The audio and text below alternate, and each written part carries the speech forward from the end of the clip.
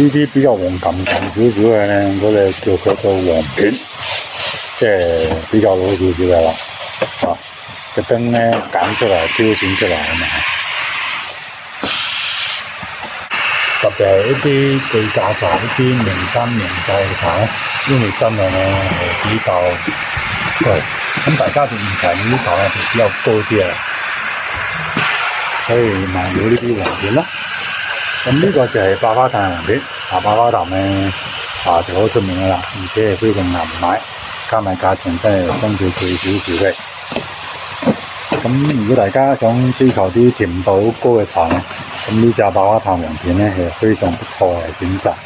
我哋而家壓緊茶餅咧，已經聞到嗰陣香嘅味道。黃片做咗好多噶啦，大家都知道中國海洋黃片咧係非常之優質。咁如果大家可以求其次揀啲百花壇黃片咧，都要用嚟超薦，而且係超值嘅啊！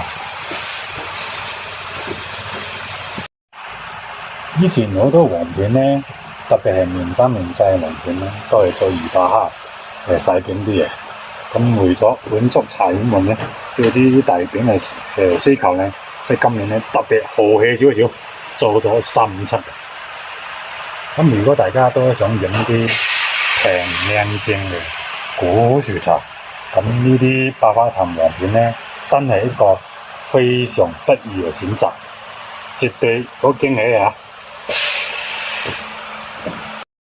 點讚關注，一起進步。